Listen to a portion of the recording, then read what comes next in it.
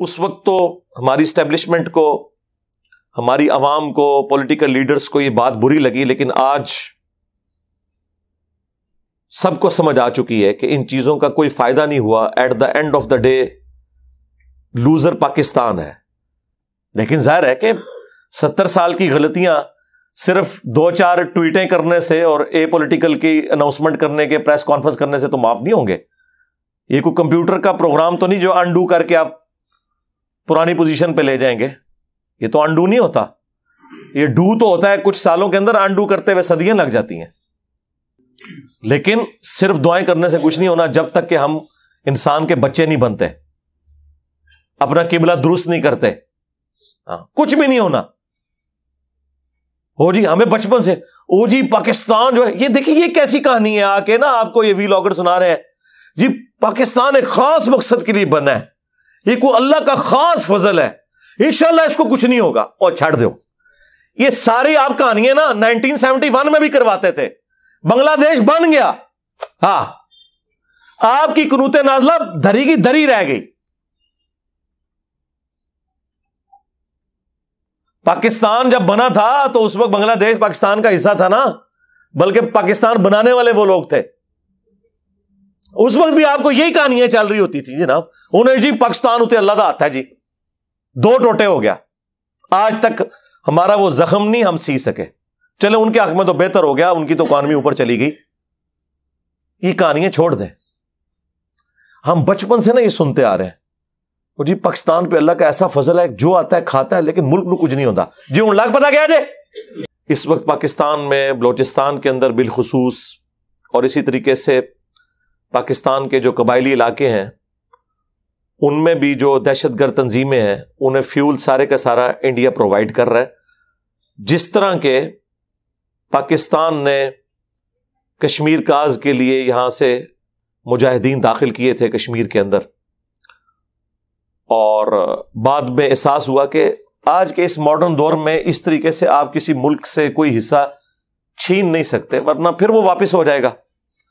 اب تو اکانومی کی جنگ ہے، اور وہ پاکستان کی حالت آپ کے سامنے ہے اس وقت کہ پاکستان نے کشمیریوں کی کیا مدد کرنی ہے. ان کے اپنے فارن ریزروز کتنے ہیں، یہاں پہ جابز کا کیا معاملہ ہے، اور سب سے بڑا ایٹم بم ہماری پاپولیشن ہے، 22 کروڑ سے تجاوز کر چکی ہے. اتنی ڈینس قسم کی پاپولیشن دنیا کے کسی ملک میں نہیں ہے. ہم کچھ عرصے میں امریکہ کو بھی آبادی میں کراس کرنے والے ہیں، اور ریسورسز آپ کے سامنے ہیں. اکانومی دن بدن پیچھے کی طرف جا رہی ہے. تو کشمیریوں سے بھی میں ریکویسٹ کروں گا کوئی ایسا معاملہ نہ کریں جس کی وجہ سے باقی مسلمانوں کے لیے مصیبت کھڑی ہو جو آپ کے ساتھ وہاں رہ رہے ہیں. جذباتی طور پہ یہ باتیں اچھی لگتی ہیں، لیکن قرآن و سنت کے دائرے میں جو چیز آئے گی اسی کو ہم سپورٹ کریں گے. اور وہی مودودی صاحب نے مخالفت کی کہ قرآن میں سورۃ الانفال میں واضح آیا ہے کہ جس قوم کے ساتھ تمہارا معاہدہ ہے تم اس سے جنگ نہیں کر سکتے جب تک کہ اعلانیہ معاہدہ توڑ کر ان کی طرف پھینک نہ دو. اور اسی کانٹیکسٹ میں ایک حدیث ہے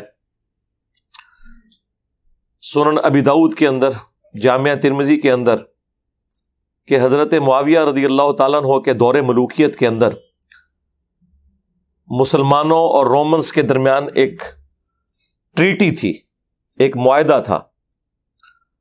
پرشین امپائر تو پوری کی پوری سیدنا عمر کے زمانے میں مسلمانوں کے انڈر آ گئی. رومنز نے بھی اپنا اچھا خاصا حصہ جنگ یرموک کے بعد لوز کر دیا. جنگ یرموک کے فوراً بعد اسی سال جنگ قادسیہ میں اللہ تعالیٰ نے پرشین امپائر بھی مسلمانوں کی جھولی میں ڈال دی.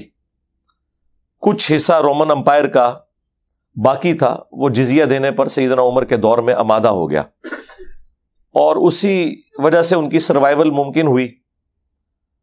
بہرحال وہ حضرت معاویہ رضی اللہ تعالیٰ عنہ کے دور میں ان کے ساتھ جو ایک پیس ٹریٹی تھا، جب اس معاہدے کے پورا ہونے کا وقت قریب آیا اور وہ ریگولرلی معاہدہ اپ ڈیٹ ہو جاتا تھا، تو حضرت معاویہ نے یہ ڈیسیژن کیا کہ ہم ان کے بارڈر پہ لا کے پہلے ہی فوج بٹھا دیں گے، جیسے ہی وہ ڈیٹ پوری ہوگی یک لخت ان پہ حملہ کریں گے اور ان سے ان کے علاقے چھین لیں گے.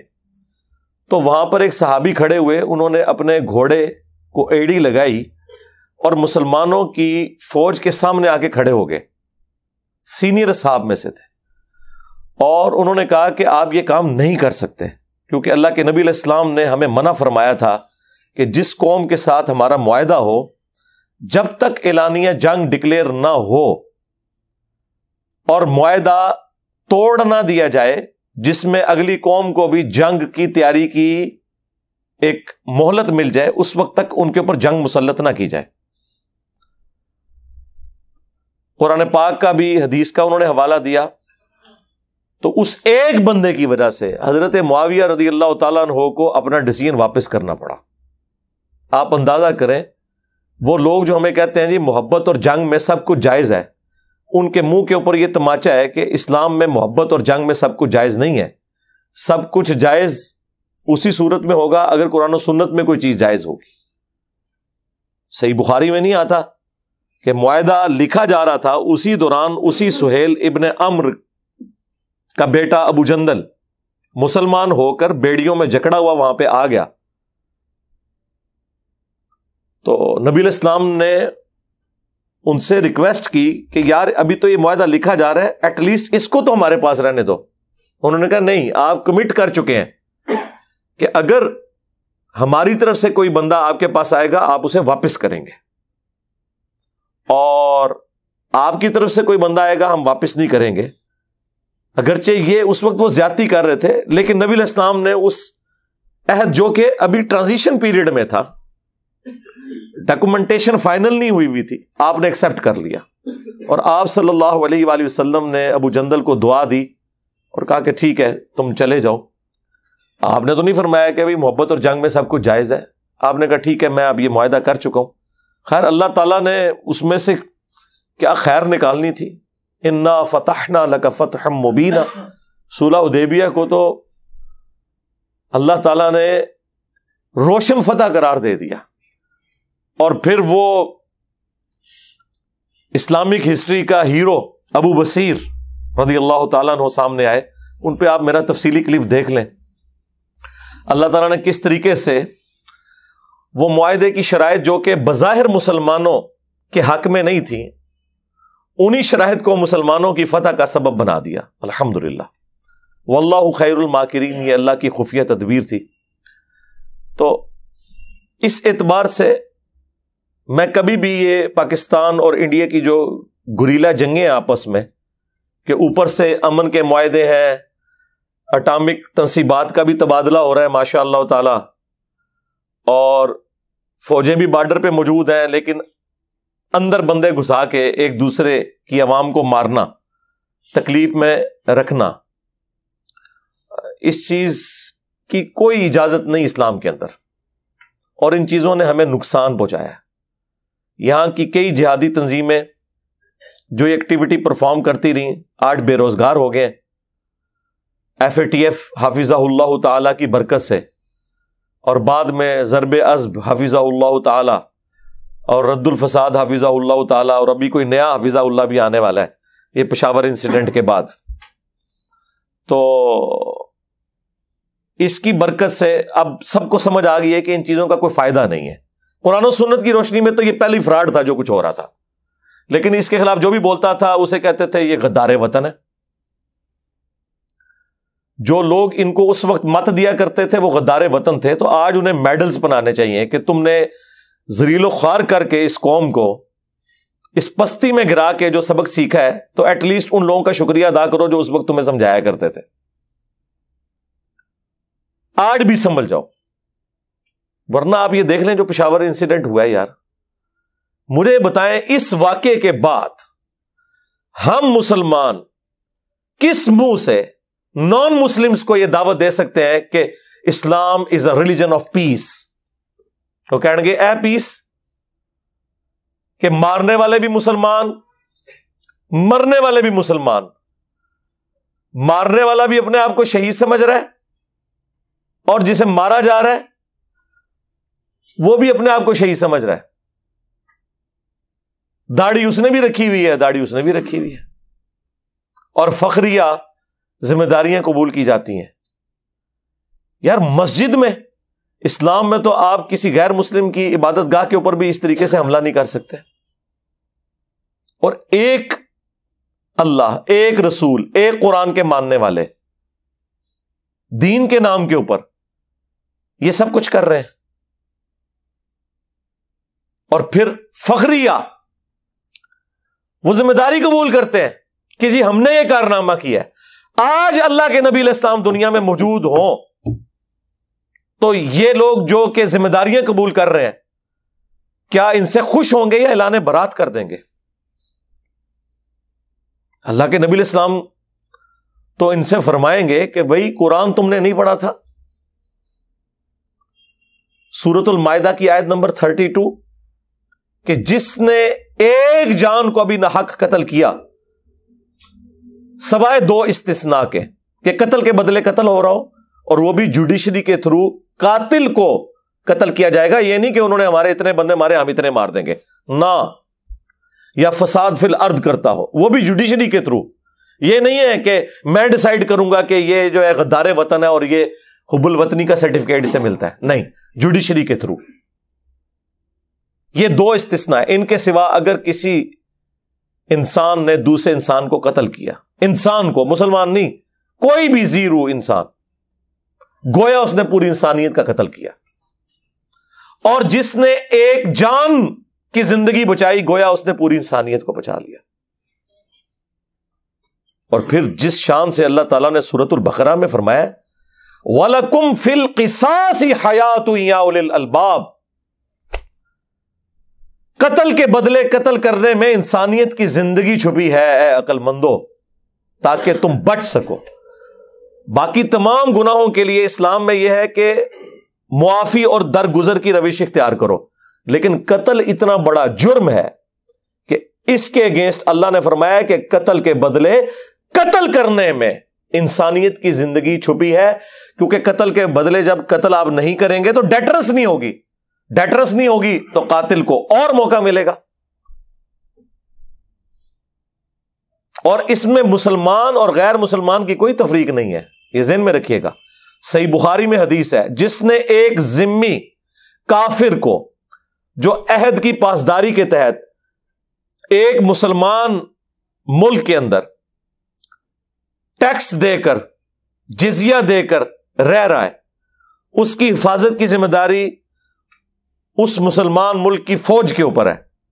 اس کو بھی اگر کسی نے ناحق قتل کر دیا غیر مسلم کو تو وہ جنت کی خوشبو بھی نہیں پائے گا، حالانکہ جنت کی خوشبو 40 سال کی مسافت سے آ رہی ہوگی، لیکن ایک غیر مسلم کو بھی ناحق قتل کرنے والا جنت کی خوشبو نہیں پائے گا. مسلمان تو چھوڑ دیں، وہ کتنا بڑا جرم ہے. وہ اتنا بڑا جرم ہے کہ سنن نبی داؤد میں حدیث ہے کہ اللہ تعالیٰ یا تو شرک کو معاف نہیں کرے گا قیامت کے دن، جو سورہ النساء میں 2 دفعہ آ چکا ہے، ان اللہ لا یغفر ان یشرک بہ ویغفر ما دون ذلک لمن یشاء. یعنی اگر کوئی دنیا سے بغیر توبہ کے گیا، توبہ اگر کر لی تو معافی ہے. وہ تو سورۃ الفرقان میں ہے کہ ہم شرک کے کانٹیکسٹ میں کہ ہم گناہوں کو بھی نیکیوں سے بدل دیں گے اگر مرنے سے پہلے توبہ کر لی. لیکن اگر بغیر توبہ کے مر گیا کسی مؤمن کو قتل کرنے والا تو وہ بھی قیامت والے دن اللہ کے حضور قابل معافی نہیں ہے. 2 لوگ قابل معافی نہیں ہے، نمبر 1 شرک کرنے والا اور نمبر 2 ایک مؤمن کا قتل ناحق کرنے والا. اس کے اوپر تو کتنی احادیث ہیں، بخاری اور مسلم دونوں میں حدیث ہے کہ قیامت کے دن سب سے پہلے قتل کے مقدمے کا فیصلہ ہوگا. ابو داؤد میں حدیث ہے سب سے پہلے نماز کا سوال کیا جائے گا، اور اس کی ایکسپلینیشن سنن نسائی کے اندر ہے کہ حقوق اللہ میں سب سے پہلے نماز کے بارے میں سوال ہوگا اور حقوق العباد میں سب سے پہلے قتل کے مقدمے کا فیصلہ ہوگا.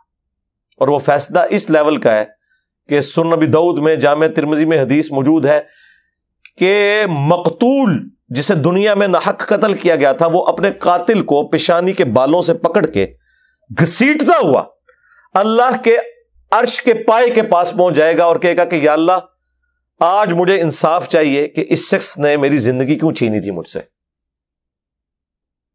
یعنی اس کی اتنی فریگنس ہوگی. اور نبی اسلام کے الفاظ ہیں کہ اس کی رگوں سے خون بہ رہا ہوگا اور اس نے اپنے قاتل کو پکڑا ہوگا پیشانی کے بالوں سے. اتنا سینسٹیو ایشو. اسی لیے جامعہ ترمذی میں، سنن ابن ماجہ میں موجود ہے کہ نبی علیہ السلام نے فرمایا کہ کعبے کی خوشبو بڑی اچھی ہے، لیکن اللہ کی قسم اللہ کے نزدیک ایک مؤمن کی حرمت کعبے سے بھی بڑھ کر ہے. اس طرح ترمذی کے اندر آیا ہے کہ اگر کوئی شخص پوری دنیا کو تباہ و برباد کر دے، اور پوری دنیا میں مکہ مدینہ بھی آتے ہیں، اس سے بڑا جرم ہے کسی مؤمن کو ناحق قتل کرنا اللہ کے نزدیک. ایک ترمذی میں روایت ہے، اس کی سند میں کلام ہے، لیکن اپنے اصول میں وہ حدیث بالکل ٹھیک ہے، کیونکہ بخاری میں اسے سپورٹیو ایک حدیث ہے. ترمذی کے الفاظ ہیں کہ اگر زمین و آسمان کی ساری مخلوقات مل کے ایک مومن کو قتل کر دے تو اللہ تعالیٰ پرواہ نہیں کرے گا کہ یہ پوری زمین و آسمان کی مخلوقات ایک طرف ہیں، سارے جہنم میں پھینک دیے جائیں گے ایک مومن کے قتل کے بدلے میں. اور اس کو سپورٹیو وہ بخاری کی حدیث ہے، جب حضرت عمر فاروق رضی اللہ تعالیٰ عنہ کے سامنے ایک قتل کا مقدمہ پیش ہوا اور آپ رضی اللہ تعالیٰ عنہ کو بتایا گیا کہ اس میں فلاں گاؤں والے شامل ہیں، تو آپ نے فرمایا اگر پورا گاؤں بھی شامل ہوا نا، میں سب کو اس کے بدلے میں قتل کرواؤں گا.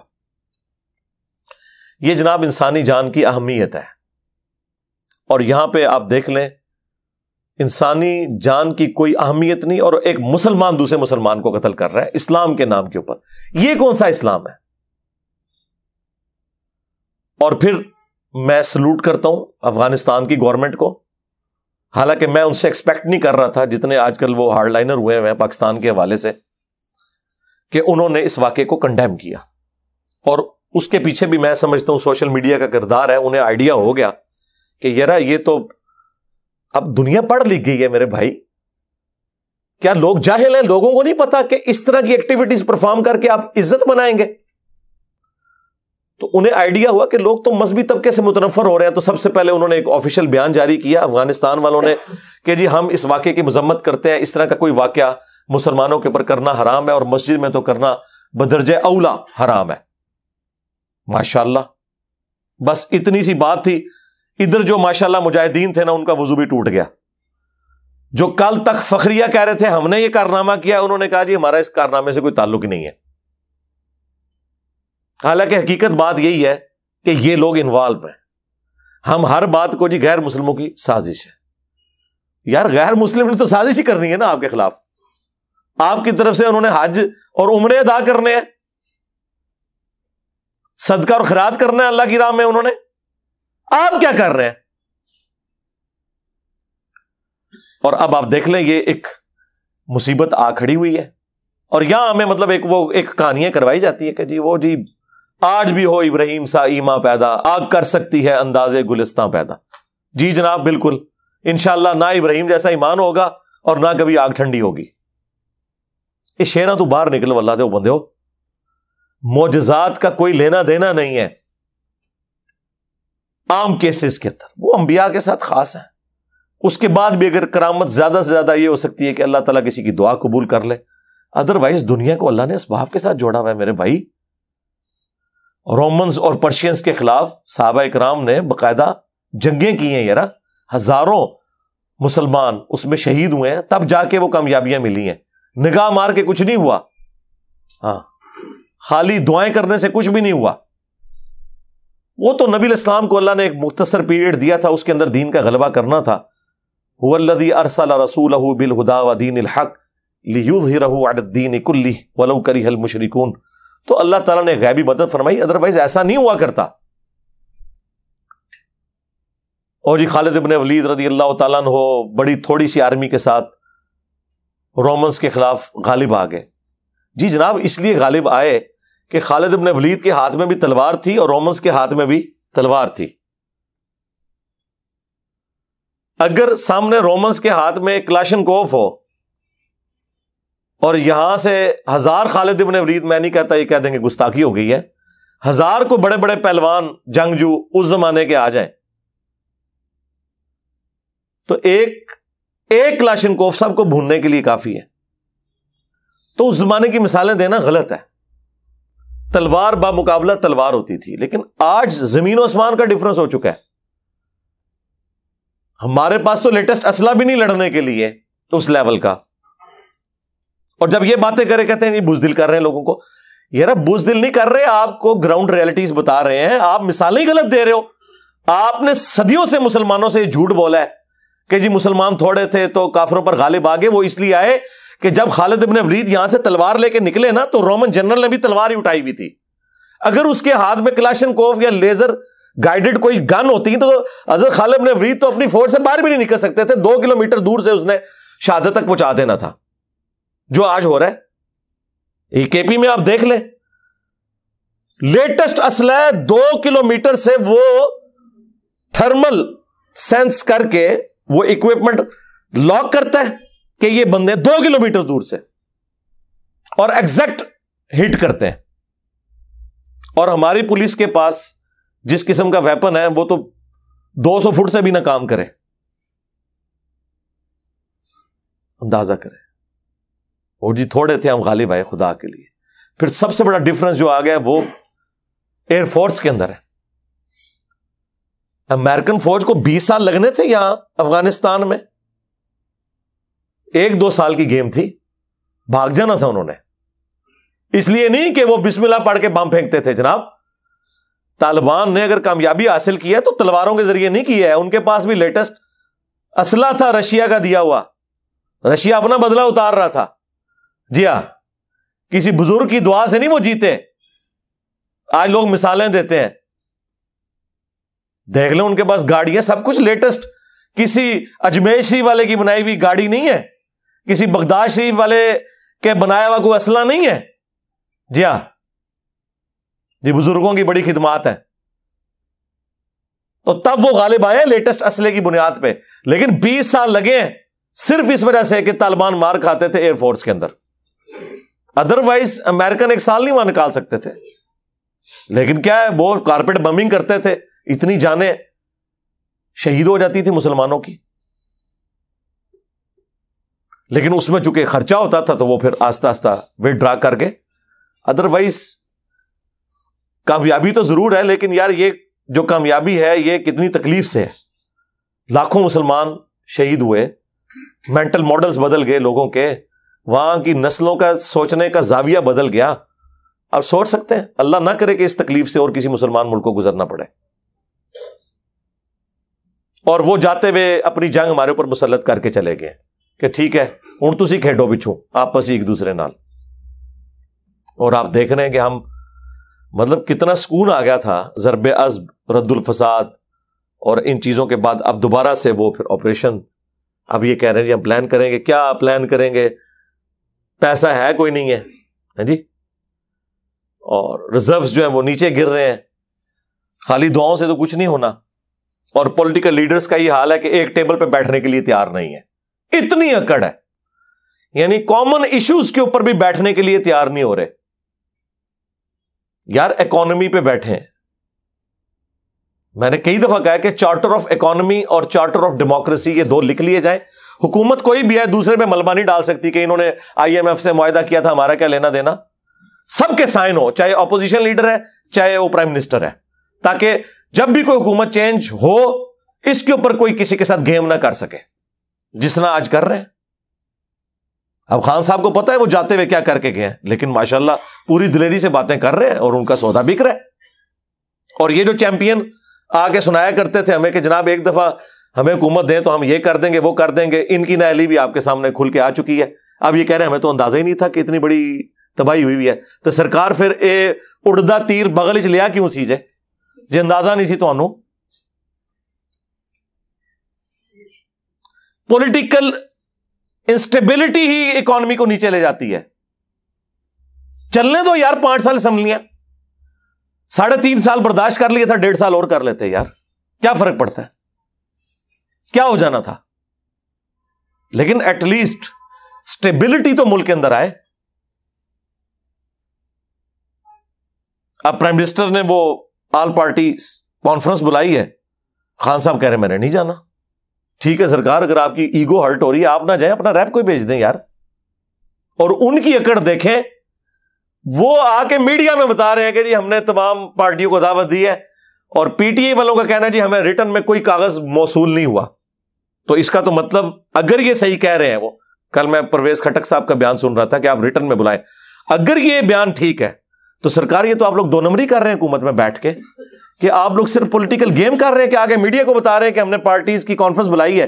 کیا گورنمنٹ میں اس طریقے سے معاملات ہوتے ہیں؟ ہر چیز ڈاکومنٹ میں ہوتی ہے. اتنی اکڑ ہے، ایک کاغذ نہیں آپ لوگ لکھ سکتے؟ ہاں کاغذ لکھے میڈیا پہ دکھائیں کہ یہ ہم نے خان صاحب کو کاغذ لکھا ہے، وہ نہیں آ رہے. ٹھیک ہے، پھر پاکستانی عوام کا کام ہے کہ خان صاحب سے پوچھے گی کہ ہاں جناب اب یہ کسی ذات کے جھنڈے کے لیے نہیں بیٹھ رہے، ملک کے لیے بیٹھ رہے. پھر نہ وہ بیٹھے تو دیکھیں پھر قوم ان سے خود پوچھے گی. لیکن میں اپنی بات کرتا ہوں، میں ان کی جگہ ہونا تو میں کاغذ کا بھی انتظار نہ کروں.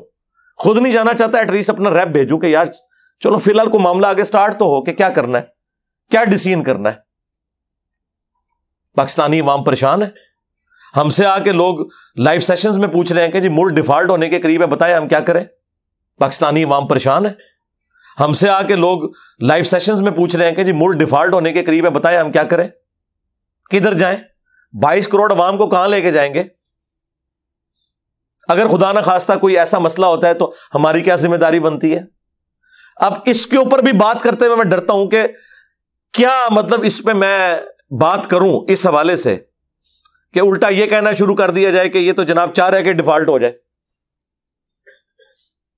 یہاں تو ہر بندے کا الٹا گیئر لگا ہوا ہے نا. کوئی بندہ کسی کو صحیح مت دے رہا ہو نا تو وہ بجائے اس سے وہ عقل کی بات لینے کے اس پہ ہی الٹا الزام لگا دیا جاتا ہے جناب کہ یہ تو آپ تو یہ چاہتے ہیں کہ ایسا ہو. ہونے کے بعد تو پھر آپ دیکھ لیں کیا صورتحال ہوتی ہے ملکوں کی. اور میں تو کہتا ہوں اللہ معافی دے ایسا کوئی ایسا معاملہ ادھر نہ ہو. لوگ کہتے ہیں نا جی ہوتا ہے، پھر ملک کھڑے ہو جاتے ہیں. سرکار ملک کھڑے ہوتے ہیں، ہجوم نہیں کھڑے ہوتے. ہاں اس ملک کے اندر آپ کو کوئی ایک خیر کی چیز یونٹی کے پوائنٹ آف ویو سے کوئی نظر آتی ہے؟ کوئی ایک چیز کہ ہاں جی یہ ہے. سب سے بڑا خیر ہمارا دین ہو سکتا تھا نا، اس میں بھی فرقے کیا فرقیاں بھی بنی ہوئی ہیں آگے. پولیٹیکل لیڈرز ایک دوسرے کے جانی دشمن. اسٹیبلشمنٹ نے 70 سالوں کے اندر جو اس ملک کے ساتھ کھلواڑ کیا وہ تو اب اس ٹائم بیگی بلی بنے ہوئے ہیں. کوئی بات کرنے کے لیے تیار نہیں. انہیں پتا کہ یار اب ہم کیا بات کریں گے. سوشل میڈیا کے اوپر لوگ ٹرولنگ کرتے ہیں. اور یہ بات میں کوئی فخریہ نہیں، دکھ سے کر رہا ہوں. کسی ملک میں اللہ نہ کرے کہ ایسا ہو کہ پاکستان کی عوام اور پاکستان کی فوج آمنے سامنے آ جائے. یہ کبھی نہیں ہونا چاہیے کسی بھی ملک کے لیے، اور پاکستان کے لیے تو ہم بالخصوص بات کریں گے. لیکن ظاہر ہے کہ 70 سال کی غلطیاں صرف 2-4 ٹویٹیں کرنے سے اور اے پولیٹیکل کی اناؤنسمنٹ کرنے کے پریس کانفرنس کرنے سے تو معاف نہیں ہوں گے. یہ کوئی کمپیوٹر کا پروگرام تو نہیں جو انڈو کر کے آپ پرانی پوزیشن پہ لے جائیں گے. یہ تو انڈو نہیں ہوتا، یہ ڈو تو ہوتا ہے. کچھ سالوں کے اندر انڈو کرتے ہوئے صدیاں لگ جاتی ہیں. تو وہ ہم بھگت رہے ہیں، آپ دیکھ رہے ہیں ہمارے بچے شہید ہو رہے ہیں وہاں پہ. اور آپ لوگوں کو تو اندازہ نہیں ہے، کے پی میں تو لوگ پولیس اور فوج کی نوکریاں بھی چھوڑ دیتے ہیں. ان کے گھر والوں کو آگے تھریٹ کرتے ہیں وہ کہ اس کو واپس بلاؤ ورنہ یہ فیملی کو قتل کر دیں گے. کتنے لوگ ریزائن کر کے جا چکے ہیں جی یہ پچھلے 10-15 سالوں کے اندر. یہ بڑا مشکل وقت آیا ہوا اس حوالے سے مسلمانوں کے اوپر، پاکستانیوں کے اوپر. ہم دعا ہی کر سکتے ہیں کہ اللہ تعالیٰ ان مصیبتوں سے، پریشانیوں سے پاکستانی قوم کو نجات دے. لیکن صرف دعائیں کرنے سے کچھ نہیں ہونا جب تک کہ ہم انسان کے بچے نہیں بنتے، اپنا قبلہ درست نہیں کرتے. کچھ بھی نہیں ہونا. جی ہمیں بچپن سے جی پاکستان جو ہے، یہ دیکھیں یہ کیسی کہانی ہے. آ کے نا آپ کو یہ وی لاگر سنا رہے ہیں جی پاکستان ایک خاص مقصد کے لیے بنا ہے، یہ کوئی اللہ کا خاص فضل ہے، انشاءاللہ اس کو کچھ نہیں ہوگا. اور چھڑ دو یہ ساری آپ کہانیاں نا 1971 میں بھی کرواتے تھے. بنگلہ دیش بن گیا، ہاں آپ کی قنوت نازلہ دھری کی دھری رہ گئی. پاکستان جب بنا تھا تو اس وقت بنگلہ دیش پاکستان کا حصہ تھا نا، بلکہ پاکستان بنانے والے وہ لوگ تھے. اس وقت بھی آپ کو یہی کہانیاں چل رہی ہوتی تھی جناب. انہیں جی پاکستان اتنے اللہ دا ہاتھ ہے جی, 2 ٹوٹے ہو گیا. آج تک ہمارا وہ زخم نہیں ہم سی سکے. چلے ان کے حق میں تو بہتر ہو گیا, ان کی تو اکانومی اوپر چلی گئی. یہ کہانیاں چھوڑ دیں. ہم بچپن سے نا یہ سنتے آ رہے ہیں وہ جی پاکستان پہ اللہ کا ایسا فضل ہے, جو آتا ہے کھاتا ہے, لیکن ملک میں کچھ نہیں ہوتا جی. ان لاکھ پتا کیا جی, ہاں اور ایسی وہ اندر ساری خرابی سی. وہ آخری ٹائم ہی پتا لگتا ہے کہ 4th سٹیج دا کینسر ہو چکا ہوا ہے. وہ دیمک بھی جب درخت کو چاٹتی ہے نا تو باہر ایک ہلکی سی چھال رہ جاتی ہے, وہ اینڈ میں جا کے پتا چلتا ہے اوہو کھایا جا رہا تھا. وہ جو اوپر پردہ تھا وہ یہ تھا, بقول عمران خان صاحب کے کرائے کے قاتل ہم لوگ بنے ہوئے تھے. بیساکھیاں انہوں نے ہمیں دی ہوئی تھیں, اور ان قتل کرنے کے سبب ہمیں باہر سے ڈالرز آتے تھے. ضیاء الحق کے دور میں بھی, پرویز مشرف کے دور کے اندر بھی, اس کی وجہ سے ہماری اکانومی لگتا تھا کہ بڑی سٹیبل ہے جی. مشرف کے پورے دور کے اندر جی وہ 60 روپے سے ڈالر اوپر نہیں گیا جی. اس لیے نہیں گیا, یہ نہیں ہے کہ کوئی مشرف صاحب نے کوئی کارنامہ کر دیا تھا اس ملک کے لیے, بلکہ یہ تھا کہ باہر سے ہمیں پیسہ آ رہا تھا. وہ پیسہ اب آنا رک گیا کیونکہ اب مزید انہیں کرائے کے قاتل نہیں چاہیے. انہوں نے the damage has been done کر دیا ہمارے ساتھ جو کرنا تھا. ہاں جی, اب انہیں کوئی کرائے کے قاتل نہیں چاہیے. اب باہر سے ڈالرز آنا بند ہو گئے ہیں. اب ہمیں اپنی اوقات پتہ چل گئی ہے. اچھا یہ کہہ رہے ہیں جی وہ 2 ارب ڈالر فلاں دے دے گا, 1 ارب. اچھا جی وہ بھی تو مک جانا ہے. جس طرح جب ایک باپ مرتا ہے اور اولاد بجائے کاروبار کرنے کے اس کا پیسہ کھانا شروع کرتے تو جائیداد تو ایک دن ختم ہی ہو جاتی ہے نا. یہ پیسے مل بھی جائیں تو ہم کیا کریں گے جب تک ہم اپنے آپ کو خود کھڑا نہیں کرتے اکانومی کے پوائنٹ آف ویو سے. زراعت کے اندر پاکستان یعنی دنیا میں زرخیز ترین جگہوں میں سے ہے, پانی کی اویلیبلٹی ہے, لیکن دیکھ لیں گندم ہم باہر سے منگوا رہے ہیں اور سعودیہ ایکسپورٹ کر رہا ہے. چند سالوں کے اندر انہوں نے ڈیسیژن کیا ہے, جا کے ذرا یوٹیوب کے اوپر دیکھیں کہ کس طریقے سے انہوں نے وہاں پہ گندم اگائی ہے, وہ ایکسپورٹر بن گیا. تو ہمارا گراف تو نیچے سے نیچے ہی جا رہا ہے. بس وہ جی جو بھی آتا ہے نا ایک بھاشن دے کے چلا جاتا ہے, نہیں جی نہیں انشاءاللہ تعالی سب خیر ہوئے گی. اور یہ بھاشن وہ آپ کو دے رہے ہوتے ہیں جن کے اپنے پاس سب کچھ اس ملک سے لوٹا ہوا گھر میں ہوتا ہے. سرکار جب آپ کا پیٹ بھرا ہوا ہے, آپ کے پاس ساری فیسلٹیز موجود ہیں, میں اکثر کہتا ہوں پاکستان دنیا میں جنت ہے اس شخص کے لیے جس کے پاس تھوڑا سا پیسہ ہے. اتنے پیسے کے ساتھ آپ دنیا میں کہیں یاشی نہیں کر سکتے. یار جس ملک میں 4-5 ہزار روپے میں پورا مہینہ کام کرنے والی آپ کو مل جائے, جائیں ذرا یورپ اور امریکہ میں 2 ہفتے بعد کام کرنے والی آتی ہے اور آپ سوچ نہیں سکتے, افورڈ ہی نہیں کو کر سکتا. اس لیے سب لوگ کام اپنا خود کرتے ہیں. ایک ریزن یہ بھی ہے, تو دسیا جاتا ہے بڑے محنتی نے, محنتی مونتی کوئی نہیں نے وہ گل ہے افورڈ نہیں کر سکتے. آپ کو کہتے ہیں وطن کی مٹی سے بڑا پیار ہے اس لیے لاش ادھر آ رہی ہے. اس لیے نہیں سرکار, وہاں پہ قبر بہت مہنگی ہے اس لیے لاش ادھر آتی ہے. ہاں سانو کہانیاں نہ کراؤ, سانو پتہ ہے. اللہ دے بندے ہو. تو یہاں پہ صورتحال آپ کے سامنے, پیسہ جس کے پاس ہے وہ تو آپ کو کہے گا کہ اللہ کے نبی چٹائی پہ بیٹھتے تھے. ہاں جی, جس کو پلاٹ ملے ہوئے ہیں, جس نے اربوں ڈالر بنا لیے ہیں, جبکہ اس کی پوری زندگی کیا اس کی پوری نسلوں کی تنخواہیں اتنی نہیں تھیں جتنے اس نے ایسٹس بنا لیے ہیں, تو ظاہر ہے کہ وہ ہر سال ایک نیا ترانہ ریلیز کر کے آپ کو سنائیں گے اور آپ جھومیں گے. یہ باتیں ہم اس وقت کرتے تھے جب یہ باتیں کرنے پہ پی ٹی آئی والے ہمیں کہتے تھے علی بھائی آپ کو کچھ پتا نہیں. ہاں ہوں پتا لگا کنوں پتا ہے, تواڈے وڈے نو یا منو. ہوں تواڈا وڈا بھی وہی گلاں کرتا ہے جہڑیاں میں کرنا. ایک لازم بات ہے کہ وڈا ہوں بہت ہی اگے نکل گیا. تو اللہ سے ڈرے, ریالٹی کو سمجھیں. یہ جذباتی باتیں چھوڑ دیں. اللہ خیر کرے گا, اللہ تب خیر کرے گا. اللہ تعالیٰ نے واضح سورۃ الانفال میں فرمایا کہ اللہ تعالیٰ نے کبھی کسی قوم سے نعمت نہیں بدلی جب تک کہ وہ خود ایسے کرتوت نہ کر لیں کہ اللہ تعالیٰ ان سے نعمت وہ چھین لے. اسی کو وائس ورسا کر لیں کہ اللہ تعالیٰ کسی قوم کی حالت کبھی بہتر نہیں کرے گا جب تک کہ وہ اپنے حالات و واقعات کو دیکھتے ہوئے, اپنے حالات و واقعات کی روشنی میں، تناظر میں ایفرٹ پٹ کر کے اپنے حالات بہتر نہیں کر لیتا۔ اللہ تعالیٰ نے کیوں حالت بدلنی ہے؟ اللہ نے دنیا کو اس باب کے ساتھ جوڑا ہوا ہے۔ یہ نہیں ہے کہ آپ نے دروشی پڑھنا ہے تو آپ کا پیٹ بھر جانا ہے، 10 دفعہ سورہ اخلاص پڑھنی ہے تو آپ کی پیاس ختم ہو جانی ہے۔ نہ سرکار، ایسے نہیں ہوتا۔ پتہ ان کو بھی ہے کہ ایسے کچھ نہیں ہوتا، لیکن بس قوم کو تسلیوں پہ لگایا ہوا ہے۔